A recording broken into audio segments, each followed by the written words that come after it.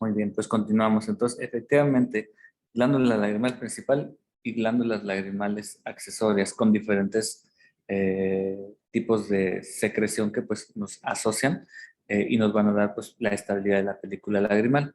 Pero, por ejemplo, hay casos en los que desde el nacimiento pues podemos encontrar algunas patologías importantes que afortunadamente no son tan comunes. Tienen una incidencia de aproximadamente 1 en 150,000, dependiendo de la bibliografía donde los lean. Pero, por ejemplo, si a ustedes les llegan un paciente así, ¿qué es lo que me describirían así de esta fotografía? No hay, falta una, Ay, una, no, pues ya te dije. una parte del párpado. Sí, exacto. Entonces, a la falta del párpado pues, se le conoce como un coloboma, ¿no? Entonces, esto igual pues es una malformación congénita que va a estar presente desde las primeras etapas de la vida en donde las láminas pues no se van a, no se van a fusionar de forma adecuada y nos van a dar este tipo de patologías. Entonces, aquí, de la misma forma en la que pues prácticamente hay una deficiencia de este sector del párpado, pues también va a haber una deficiencia de la producción o de la formación de las glándulas, tanto de meibomio como las de Zeiss, como las de Moll.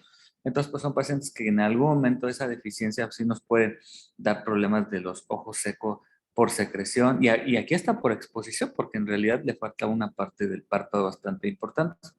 ¿Qué es lo que tenemos que hacer aquí? Pues prácticamente hacer una pequeña incisión para unir los bordes palpebrales y cerrar el problema del coloboma, ¿no? Ahora, los pacientes que nacen con un coloboma, pues no siempre está localizado únicamente al párpado. También hay que checar cómo se encuentra la pupila, porque a veces hay colobomas de iris y a veces también llegamos a tener colobomas de nervio óptico. Dependiendo de las estructuras que se encuentren afectadas, pues vamos a tener diferentes secuelas. Quienes solo tienen afección del párpado, pues entonces las láminas palpebrales se cierran, se juntan y no hay mayor complicación. Los que tienen problemas a nivel de lo que es el iris, pues a veces se pueden hacer una reconstrucción o si son defectos pequeños, pues no se les tiene que hacer nada. Y normalmente los defectos a nivel del nervio óptico o colobomas del nervio sí nos dan secuelas visuales fuertes, profundas, con disminución de la capacidad visual de una forma importante. Y ahora, pues esta es otra de las patologías también importante que nos vamos a encontrar a nivel de los párpados.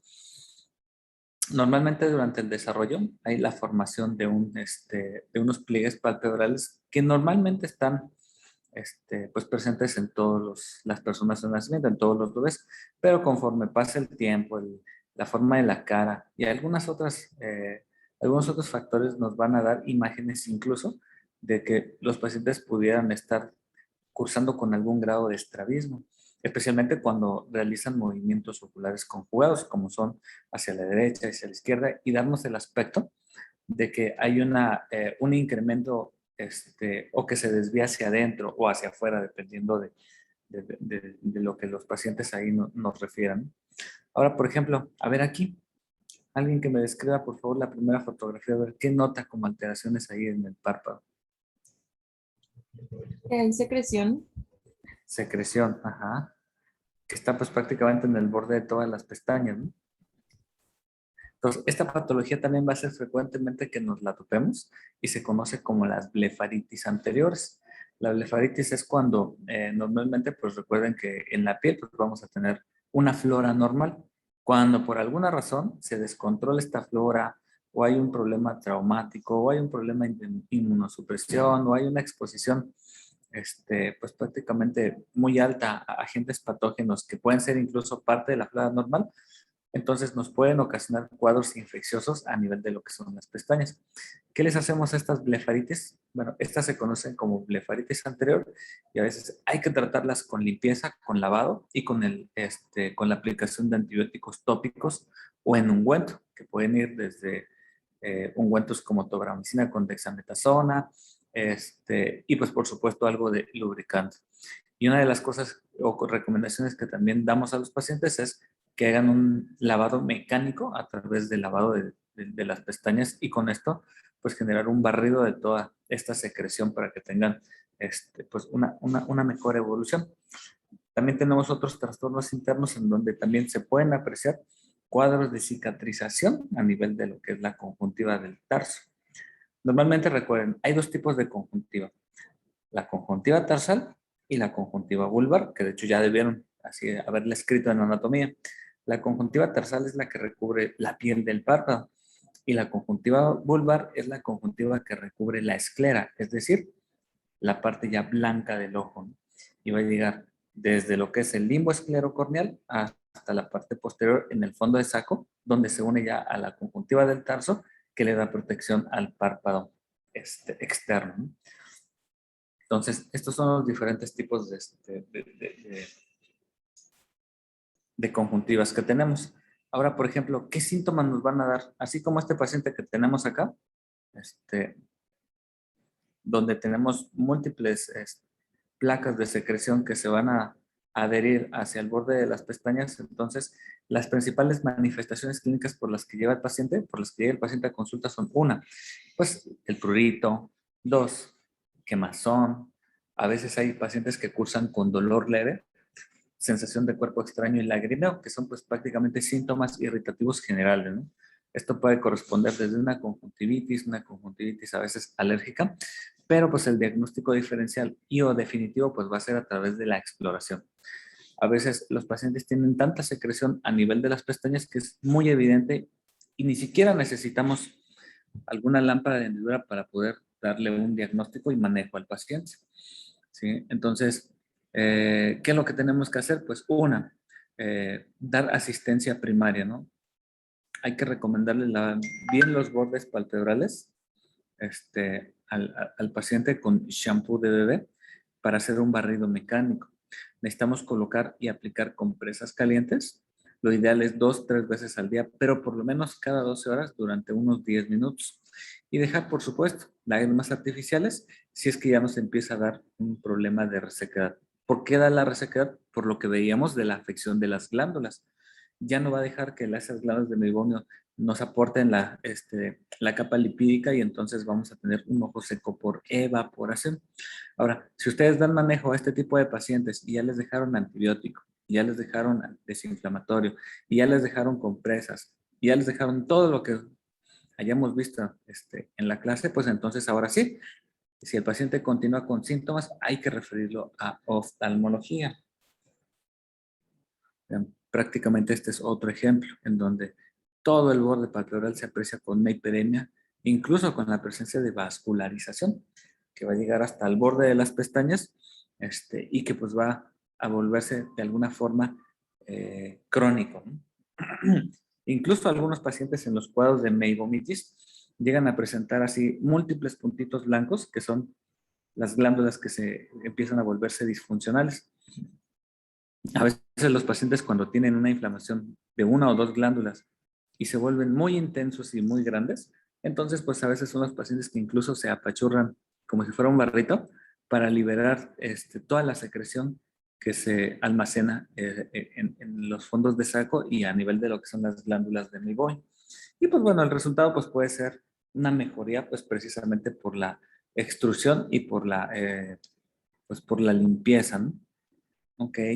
Y ahora aquí, a ver, Alfredo, ¿cómo me escribías a este paciente? Bueno, híjole. Eh, pues yo lo describiría como el paciente se encuentra en su párpado pues, inferior una, un absceso, no sé si es una, bueno, se ve que es un absceso, no sé si, al interior del párpado, en la segunda imagen, la ve,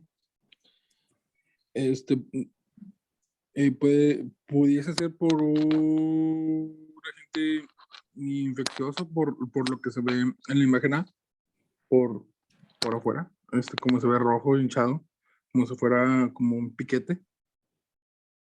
No Ok. sé si sí. Bueno, muy bien. Bueno, ya más o menos me hice una descripción así, más o menos llana, pero ahora, ¿qué le dejaríamos? ¿Qué le recomendamos? Un paciente que llega contigo a un servicio de consulta porque lleva una semana con este tipo con este cuadro, ¿no? Pues lo que te va a decir es que tiene dolor, Y obviamente pues tú le tocas el párpado porque pues para revisarlo hay que tocarlos, ¿verdad? Hay que traccionar y te encuentras esta imagen y ya, ok, bueno, pues es una lesión dolorosa, con secreción, hiperémica, incluso hasta con a lo mejor restos de contenido hemático. Es como por así decirlo, ¿no? Ok, ahora, ¿qué le dejamos? ¿Qué le hacemos para aliviarle su problema? ¿Qué se te ocurre? Pues sería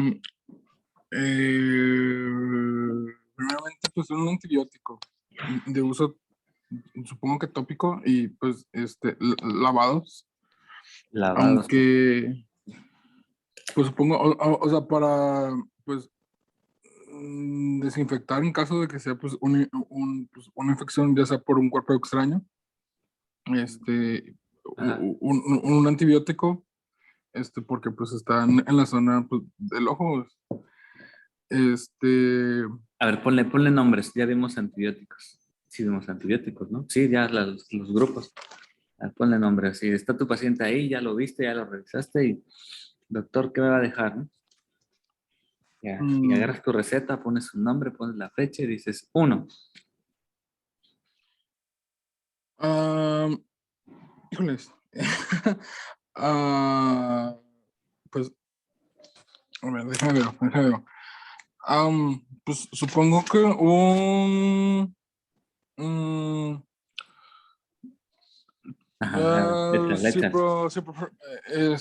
ciprofloxacino Ajá. o clorafenicol. Ah, pues, ajá, Será ok. mejor ya que es el más pues, eficaz, ¿no? Por tener pues más, bueno, digo, por, pues, ¿cómo se dice? Contra las infecciones oculares. Más, es más efectivo, perdón, me trabo. Ajá. Ok, bueno, entonces sí, pero ok, uno. Una gotita cada, bueno, luego ya vemos lo de las frecuencias. Luego, ¿qué más le dejas? ¿Qué más le dejo? O nada más el puro antibiótico. No, pues también pues un lubricante, ¿no? El, el, el, el hialuronato de sodio Ok. o nipromelosa también sería Ajá, ok. buena tratamiento. Ok, perfecto. Y ya con eso ya lo mandas a su casa. Pues no, bueno, supongo que sí, si no se compone, Ajá. y Ya viene me ya lo mando. después, sí, ya se lo mando, Ok, ya se lo derivo. ok, muy bien. No, pues si es a la prueba, mándamelos al siguiente día, pero pues no, Una, idealmente pues hay que darles oportunidad pues para que tengan manejo, ¿no? una Ah, ahora, pregunta. ¿por qué les gusta? Sí, ¿De ese tipo de lesiones no se les hace algún drenaje o algo? es que depende de la fase, ahí voy. Dependiendo del cuadro y de la etapa, o sea, entonces aquí lo que estamos teniendo pues es una alteración en el drenaje de las glándulas, pues principalmente las de Meibom. Aquí está descrito que hay chalaciones anteriores y chalaciones posteriores y dependiendo de cuáles sean los que están encontrando, pues va a ser la glándula afectada. Entonces ya vimos los posteriores que se encuentran en la lámina posterior corresponden a las glándulas de meibomio, como son las que están acá. Y los que son principalmente anteriores, pues pueden corresponder a unas de Zeiss o a unas de Moll, que son las que se pueden alterar. Entonces, normalmente pues básicamente se va a encontrar en una fase un poquito más aguda. Ahora, ¿cómo lo notamos? Pues normalmente por los síntomas que nos diga el paciente. Si el paciente tiene pocos días, menos de 5 días, si tiene un poco de dolor a la palpación, pues entonces lo consideramos que está en una fase aguda. Cuando el paciente pasa el tiempo y entonces desarrolla esta lesión y ya no está roja y no es dolorosa, pues entonces ya se considera la fase crónica de esta patología, ¿no? Entonces, ahora, ¿qué diagnóstico? Bueno, antes de pasar al tratamiento, pues primero vamos a ver qué es lo que tuvo, ¿no? Entonces, normalmente este tipo de lesiones pues corresponden a lesiones inflamatorias a nivel de lo que es el párpado. Sí, efectivamente es una infección bacteriana en donde se tapa e infecta principalmente son los estafilos, pero pueden ser así multifactoriales o polimicrobianos. Y entonces, este cuadro pues va a corresponder principalmente a un orzuelo, ¿sí? Los orzuelos, igual que los chalaciones, pueden ser internos y externos. Ya vimos, internos, meibomio. Externos, sais o mol. Y entonces, pues prácticamente este tipo de pacientes hay que darles manejo para la fase aguda. La fase aguda es precisamente para disminuir la sintomatología de hiperemia y principalmente de dolor. Ahora, ¿por qué se les da tratamiento? Pues porque el paciente va a acudir por dolor, molestia. Hay algunas lesiones que incluso nos pueden ocasionar por un mecanismo de compresión directamente hacia el globo ocular o a la córnea, incluso hasta diplopia monocular, que es decir, que empiezan a ver doble por el mecanismo de tener un cuerpo extraño a nivel del párpado. Entonces, cuando el paciente llega en esta etapa, pues hay que darle manejo precisamente para disminuir el proceso de inflamación y podamos ver a qué se vuelve candidato. La mayoría, cuando se tapa en etapas tempranas, hasta un 80-85% van a tener una resolución definitiva con tratamiento médico. Ahora, ¿qué le dejamos a estos pacientes? Bueno, Doctor, cuando es normalmente, sí, crónico, no se, o sea, no se sí, trataría si alguien, asintomático. ¿mande? O sea, por ejemplo, cuando ya es asintomático, ¿ya qué se trataría? O sea, ¿qué se trataría? O sea, Sí, o ¿cómo sea, que? ya no habría que tratarse o... No, sí, sí, o sea, todos hay que tratarlos, pero obviamente les digo, si está en la fase aguda, el tratamiento es médico, porque el paciente va a tener dolor, ¿sí? Si está en la fase crónica, pues entonces la fase crónica se le denomina chalación. Entonces, el orzuelo y el chalación, pues prácticamente es la afección de las mismas glándulas, porque también pueden ser internos y también pueden ser externos, pero van a variar en que en la etapa aguda se van a conocer como orzuelos y es donde hay dolor. Y en la fase crónica, entonces se vuelve una afección granulomatosa o lipogranulomatosa, en donde ya pues prácticamente se encuentra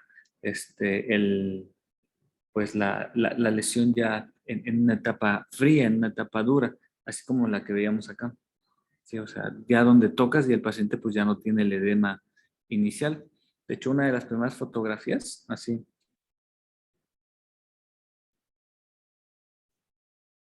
esta corresponde a un orzuelo. Entonces, normalmente los pacientes van a llegar con un edema palpebral que se caracteriza porque es doloroso. Y entonces ahí pues prácticamente se encuentra en la etapa de orzuelo. Ya con el paso de los días o las semanas, porque esto sí se puede volver crónico, pues entonces se va a volver un chalación. Y el chalación pues ya es la etapa crónica. Y en la etapa crónica entonces ahora sí ya se puede tratar de forma quirúrgica. El tratamiento en la fase aguda va a consistir principalmente en hacer o restablecer la función de la glándula que se encuentra afectada, y en caso de que no sea posible por lo crónico o por lo inflamatorio, pues entonces pues darle medidas generales para que desinflame y posteriormente hacer un drenaje.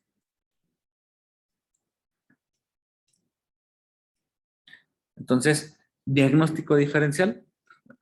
Ahorita vamos a ver cómo es el drenaje, pero el diagnóstico diferencial de este tipo de cuadros pues son la celulitis ahí a nivel de los tejidos blandos. A veces hay pacientes que pueden desarrollar carcinoma de células sebáceas y parecer pues prácticamente una lesión de tipo chalación.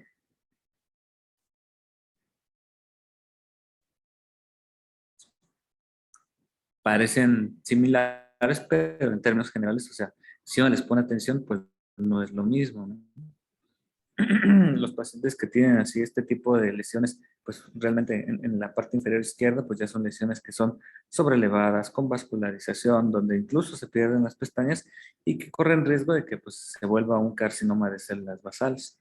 Y un granuloma piógeno, pues ya normalmente es más vascularizado, ¿no? Ahora, ¿qué tratamiento le vamos a dar? Bueno, pues primero, en las etapas así agudas, lo que hacemos es ponerle compresas calientes, es decir, calor local. Ahora, ¿cuál es la forma de recomendarles el calor local? Pues bueno, principalmente va a depender ahora sí que del cirujano o del médico que los atienda, pero normalmente lo que así en lo personal, es más fácil, pues es agarrar un sobre de té, ponerlo en agua caliente, obviamente que no se hirviendo, y después aplicarlo directamente sobre la lesión para que de alguna forma hagamos que la secreción de esta glándula que nos da lípidos y que se encuentra pues en un estado así de asolve o está tapada y está con un, pues como un absceso, entonces reblandezca toda esta secreción y tenga mayor posibilidad de que haya un drenaje y un funcionamiento normal de esa glándula. Entonces, normalmente estas compresas o estas terapias de calor local se deben de realizar entre 2 a 3 veces al día por lo menos, dar un poquito de masaje y pues esperar a la resolución conjuntamente con un antibiótico. Nosotros aquí les damos antibiótico mixto.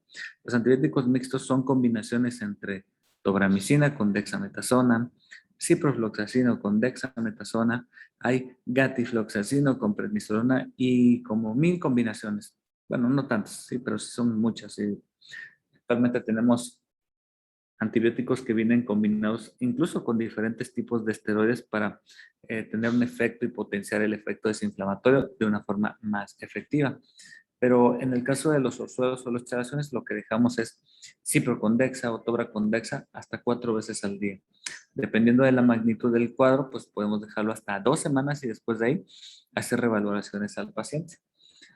Cuando los pacientes tienen chalaciones u orzuelos múltiples, pues entonces podemos agregar algún antibiótico sistémicos. Uno de los que normalmente tiene mejor respuesta para este tipo de cuadros es la doxiciclina de 100 miligramos y se toma cada 12 horas. ¿Por qué? Porque va a tener un efecto antibacteriano y antiinflamatorio. Entonces, ya después de que le dimos manejo, si el paciente no tiene una solución, entonces ahora sí hay que referirlo porque pues ya va a requerir un tratamiento de drenaje. Ahora, ¿cómo se drena? Bueno, pues normalmente igual los pasos son, pueden variar de alguna forma, pero lo primero que hacemos es que colocamos pues localizamos la lesión, ¿sí? Y ahí colocamos una pequeña pinza para revertir el párpado. Apretamos y entonces la lesión ya va a estar localizada. ¿Por qué hacemos eso? Porque de lo contrario, algunas lesiones son muy móviles y corremos el riesgo de que pues no hagamos la incisión exactamente donde se encuentra la lesión.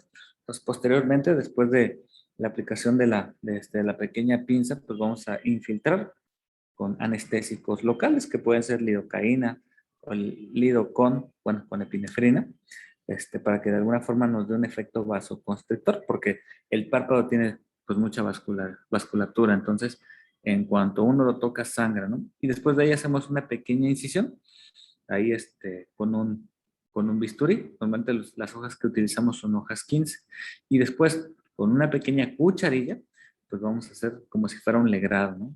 Vamos a hacer una limpieza ahí en todo el fondo de saco, donde abrimos, y pues vean cómo se ve el contenido de esa glándula, ¿no? Ahora, ¿por qué de inicio no damos el tratamiento quirúrgico? Bueno, pues porque el párpado tiene muchas glándulas, pero tampoco cuando nosotros quitamos una glándula, pues seguramente nos vamos a llevar otras, pues por el tipo de incisión que tenemos que hacer, una incisión en cruz o una incisión pues bastante amplia. Después de ahí, pues metemos una pequeña tijera para cortar parte de lo que es el saco, de donde estaba ahí la glándula, y en otras ocasiones, pues para que no vaya a cerrar, no vaya a cicatrizar y se vuelva a llenar de un contenido purulento. Ya después de esto hacemos una regularización de los bordes y pues prácticamente dejamos aplicado un poquito de colirio mixto, igual la tobramicina con dexa o el cipro con dexa, y cerramos, o sea, entonces, quitamos y después de eso dejamos un parche oclusor durante 24 horas para evitar que el paciente pues tenga pues algunas ansias de estarse agarrando su ojo y pues para que tenga una mejor recuperación, o sea, en cuanto a los síntomas inflamatorios. Bien, ¿hasta aquí alguna duda? Entonces ya saben, hay que darle compresas, hay que darle antibióticos, si son múltiples o están muy inflamados, podemos darle la doxiciclina, que es de los medicamentos que mejor actividad para la disminución de la producción de sebo nos da en el caso de los pacientes con patologías como vimos aquí. ¿Alguien, alguna duda, alguna pregunta? Doctor, ¿a los pacientes les vuelven a salir o ya no? Bueno, recuerden que las glándulas cuando las quitamos, o sea, estas también no se regeneran, nos va a dar una cicatriz, pero el párpado tiene en promedio alrededor entre 45 y 60 glándulas solo en el párpado inferior. Entonces, no es que vuelva a salir, más bien es que si el paciente tiene una disfunción crónica, tiene cuadros de conjuntivitis, tiene cuadros de blefaritis, como veíamos al inicio, estos van a ocasionar o se van a volver un factor de riesgo para que entonces se vuelva a inflamar otra glándula. Entonces, no es que vuelva a salir, más bien es que se inflama otra glándula, pero sí aparece otra vez una bola, una masa, una lesión, ¿sí? La glándula que normalmente pues nosotros vaciamos o a la que le hacemos el drenaje pues queda disfuncional porque pues va a cicatrizar.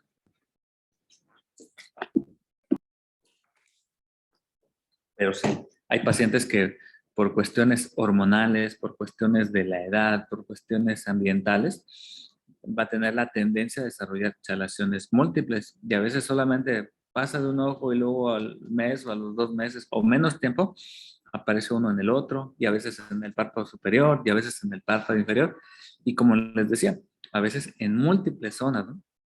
Hay pacientes que de repente tienen 4 o 5 lesiones al mismo tiempo, entonces, pues para empezar, el hacerles un drenaje es más complicado porque pues tenemos que hacer varias incisiones, entonces son traumáticas y de alguna forma estamos favoreciendo que haya una menor o una disminución en la producción de lípidos para la película lagrimal y que el paciente pueda, con el paso del tiempo, cursar con un ojo seco por evaporación, ya que estamos eliminando parte de lo que es la capa lipídica.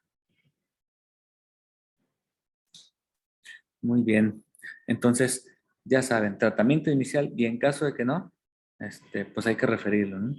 Ahora, si ustedes tienen pacientes con lesiones crónicas, pues normalmente cuando están crónicas y ya están totalmente encapsuladas, pues a veces ya ni siquiera dejamos tratamiento. El plan, pues es lo último que vieron. Pero si el paciente tiene dolor y se encuentra en una etapa aguda o semiaguda, pues entonces vale la pena dejarle el manejo para disminuir, incluso con vías o con vistas a que se vaya a drenar, el disminuir la inflamación tiene un mejor proceso de recuperación y de dolor cuando se realiza el procedimiento. Muy bien, pero bueno, otra de las patologías que también nos vamos a encontrar son las tosis palpebrales. Las tosis, pues es la caída del párpado, que puede ser de un ojo, puede ser de los dos, y que bueno, va a tener diferentes etiologías. A veces vemos pacientes que son jóvenes y tienen tosis. Hay tosis, bueno, hay una clasificación para las tosis. Hay tosis miogénica, hay una neurogénica, hay una mecánica, hay una aponeurótica y hay una pseudotosis. Entonces, normalmente la tosis que se presenta en los pacientes adultos mayores va a ser la tosis aponeurótica, que es la involutiva y las posoperatorias. De ahí, tanto la miógena como la neurógena son para estudiarse, ¿sí? Porque a veces la miógena puede corresponder a alguna distrofia muscular y la neurogénica, pues ni se diga, ¿no? Pacientes con síndrome de Horner, miastenia o alguna otra pueden cursar con alteraciones en la función de ese mecanismo de elevación palpebral. Y la pseudotosis, pues bueno, es cuando a veces tenemos simplemente una probable retracción. Y pues puede ser algo posoperatorio o puede ser algo también congénito.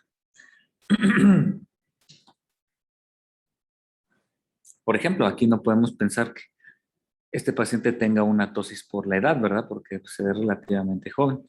Entonces, este tipo de pacientes normalmente pueden tener una tosis de tipo miogénico o neurogénico, que pues hay que estudiarlo, pues precisamente porque en un gran porcentaje ellos no van a tener el diagnóstico, solo la presencia de la caída del párpado.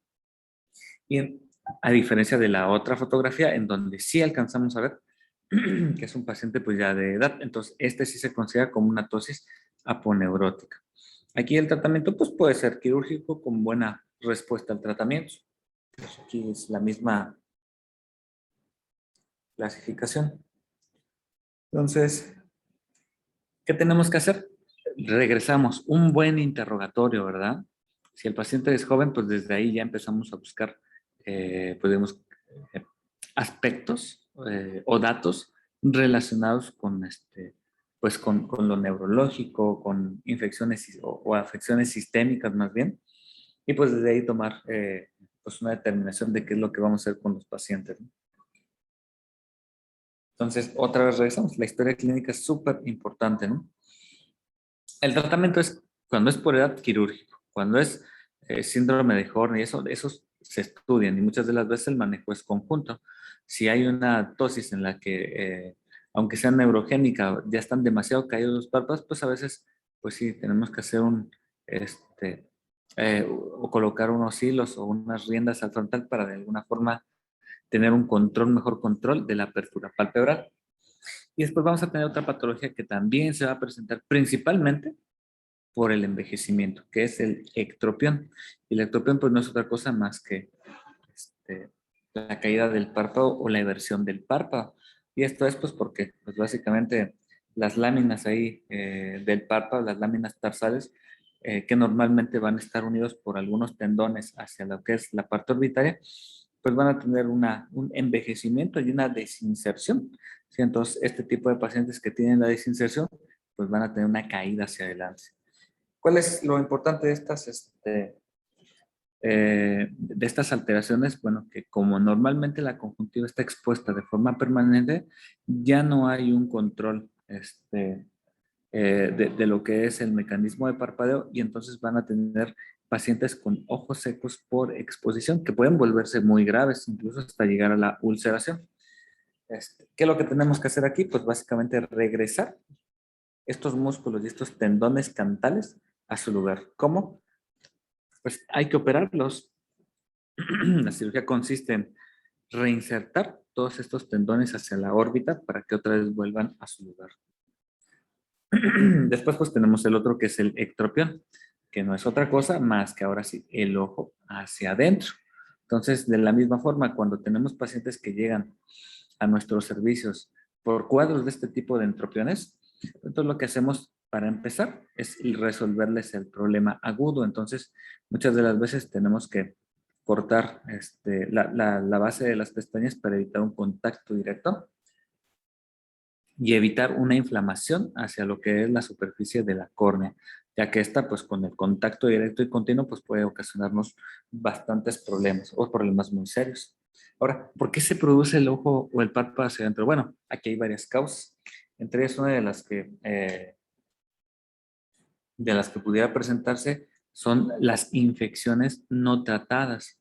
Las infecciones normalmente, pues como les comentaba, se tratan con antibiótico, pero en su momento, pues otras pudieran así, pues recibir diferentes tipos de tratamiento. Entonces, las infecciones como por ejemplo el tracoma van a ocasionar una retracción palpebral que haga que el párpado se vaya hacia adentro. No sé si aprecien ahí cómo se encuentra ahí. Voy a checar esto. Sí. Algunas veces también pueden ser por algún tipo de trauma, y otras veces pues, pueden ser congénitas. ¿Qué quiere decir? Pues que las láminas tarsales nacen muy tensas y entonces no hay una buena eversión de lo que es el párpado así normal, ¿no?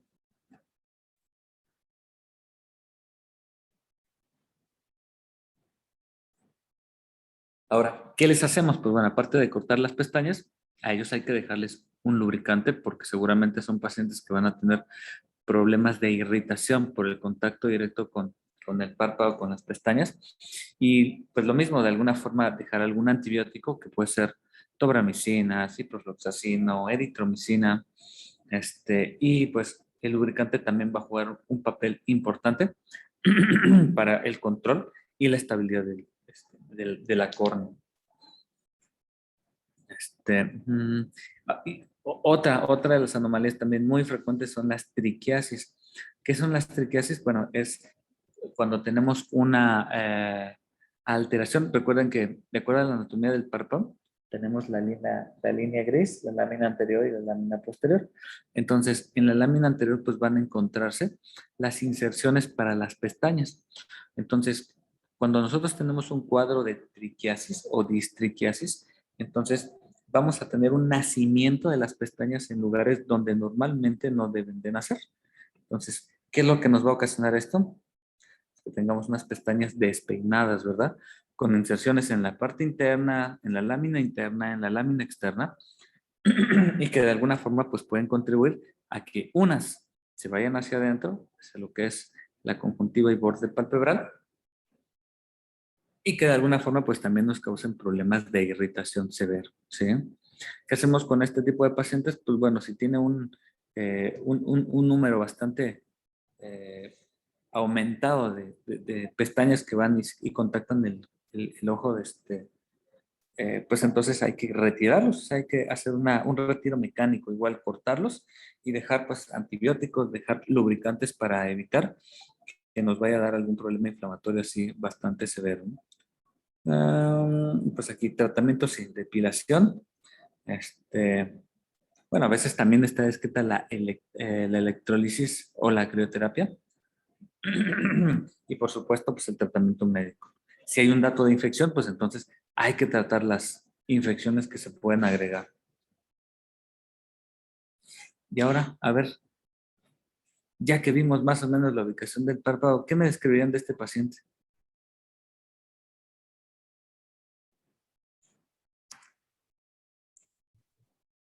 A ver. Ah, sí, sí, sí. No, ya, mejor no, mejor ustedes. No, no, dilo. O sea, porque al fin y al cabo a mí me van a llegar y ya vas a ver qué tiene, pero cuando les lleguen a ustedes, van a decir, ay, entonces a ver, ¿qué le notas? Pues sería una inflamación en el párpado superior con una infección lagrimal. Una infección a nivel de la curúncula. Eh, pues normalmente esa estructura que nos mencionas está aquí adentro, en la parte interna, como acá. Pero aquí ¿Sería nosotros un orzuelo, vemos, doctor? pues uno de los diagnósticos diferenciales, sí, orzuelo, pero chequen la intensidad, o sea, para empezar, este punto amarillo, ¿qué será? Así, Sería pus. pus, efectivamente. Y ustedes chequen cómo el edema y la hiperemia conjuntival y de la piel abarca el área periocular tanto de arriba como de abajo.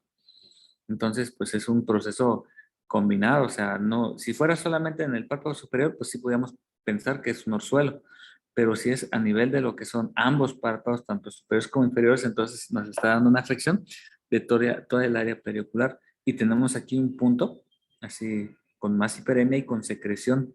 Entonces, normalmente estos cuadros corresponden a una infección de tejidos blandos que se conoce como una celulitis preseptal. Si recuerdan la parte anatómica, teníamos el septum y hacia adelante estaba pues prácticamente la piel y hacia atrás ya se encontraba el contenido orbitario, específicamente la grasa. ¿Sí? Es más, aquí en la misma, ya se nos va a acabar el tiempo, chavos.